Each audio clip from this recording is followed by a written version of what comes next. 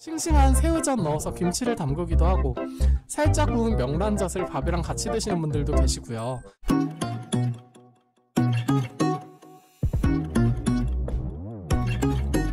안녕하세요, 포이입니다. 요즘 인스타 하는 분들 굉장히 많으시죠? 저도 인스타를 꽤 열심히 하는 편이라서 팔로워분들이 올린 피드를 자주 보는 편인데요. 매일매일 여러 사람들의 글을 보면서 느끼지만 맞춤법을 잘못 쓰시는 분들이 정말 많은 것 같아요. 물론 한글 맞춤법 정확히 쓰기 정말 어렵고요. 저도 맞춤법을 자주 틀리는 편이라서 딱히 남의 맞춤법을 지적하지는 않는데요. 솔직히 설거지나 짜장면, 자장면 그런 건 가벼운 실수로 넘어갈 수 있겠지만 어떤 맞춤법 실수들은 보는 순간 막 지적하고 싶고 정말 겉보기엔 참 괜찮고 멀쩡한 사람이라도 갑자기 좀 무식해 보이는 그런 경우도 있잖아요. 그래서 오늘은 틀리면 무식해 보이기 딱 좋은 그런 맞춤법 5가지를 소개해드리려고 해요. 5위는 의를 잘못 쓰는 경우입니다. 조사인 애랑 의는 발음이 굉장히 비슷한데요. 그래서 습관적으로 의를 애로 잘못 쓰시는 분들이 많습니다. 예를 들면 당신은 내 인생 최고의 선물이다. 내가 좋아하는 노래는 박효진의 눈의 꽃과 아이유의 너의 의미이다. 해가 동쪽에서 뜨는 건 자연의 섭리다. 이런 식으로 말이죠. 제가 이 맞춤법을 5위로 꼽은 이유는요. 보통 의가 소유격처럼 쓰이기 때문에 앞에 나의나 너의처럼 본인이나 타인이 주어로 오게 되는데 그래서 인간관계의 어떤 소유권이나 잘잘못을 따질 때 굉장히 빈번하게 사용되기 때문입니다.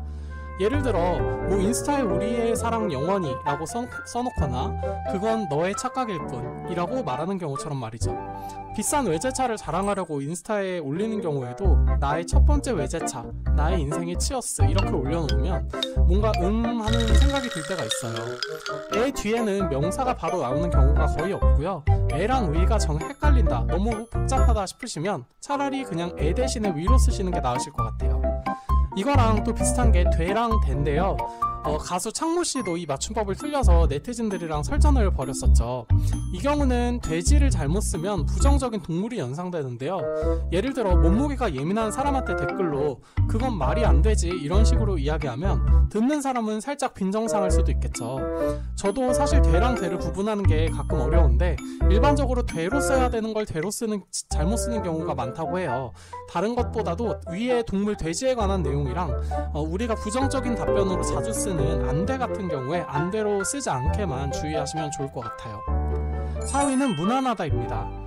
디자인이 무난하네요. 가격이 무난하네요. 시험이 그렇게 어렵지 않고 무난했어요. 올해는 무난히 합격할 것 같아요. 이런 식으로 학생, 주부, 회사원 가릴 것 없이 정말 많이 쓰는 표현이에요.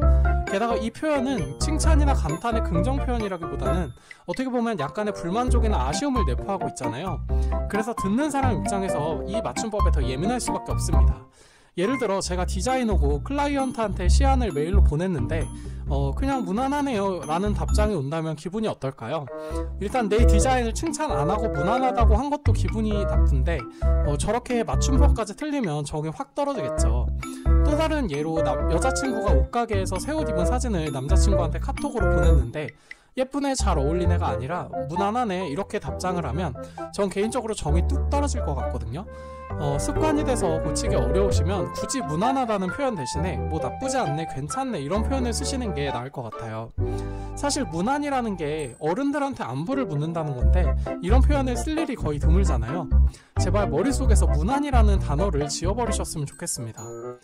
3위는 어이없다입니다. 지금 대한민국에 어이라는 벼슬이 있는 것도 아닌데 이 어이없다라는 표현을 쓰시는 분이 참 많은 것 같아요.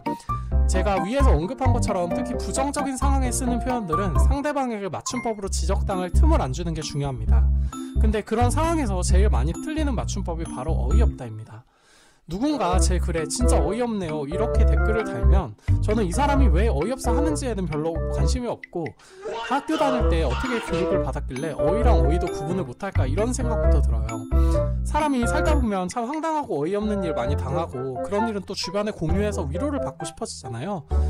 그래서 인스타만 봐도 오늘 참 어이없는 일이 있었어요 하고 이런저런 글들이 많이 올라오는데 그냥 어이라는 단어를 보는 순간 그 글을 읽기가 싫습니다.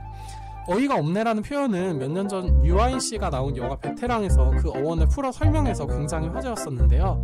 혹시 아직도 어이없네라고 쓰시는 분이 있으시면 영화 베테랑 재밌으니까 한 번씩 보시면 좋을 것 같습니다. 2위는요, 제가 개인적으로 가장 싫어하는 맞춤법 실수인데요, 바로 낫다와 낫다입니다.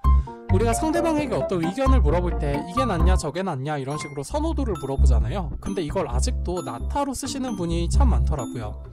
예전에 유노 본드 테러로 다쳤을 때도 어린 팬들이 다 댓글로 막 빨리 나으세요 해가지고 유노 임신설까지 돌았었잖아요. 전 최근에 되게 웃겼던 게, 요즘에 인스타에 코로나19 백신 인증 많이 하시잖아요. 근데 그거 실시간으로 인증한다고 막 스토리에 계속 올리시는데 마지막에 열 정상으로 돌아옴, 이제 다 나은 듯 이런 거 보면 이분이 코로나 백신을 맞으려 병원에 간 건지 임신해서 제왕절개 수술을 받으러 가신 건지 헷갈리더라고요.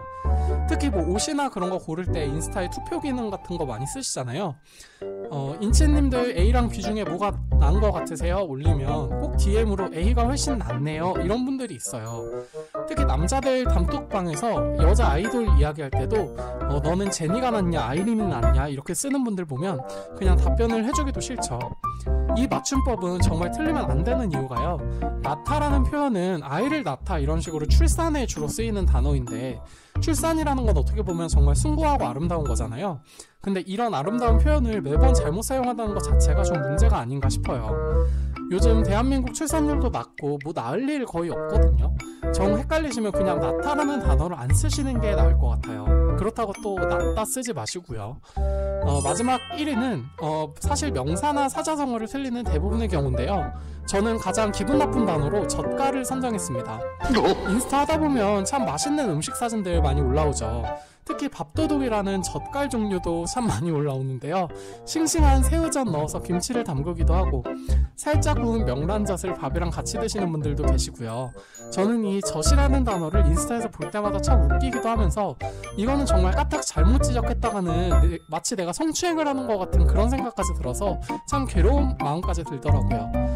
제발 젓이라는 단어를 공공장소에서 안 쓰셨으면 좋겠어요.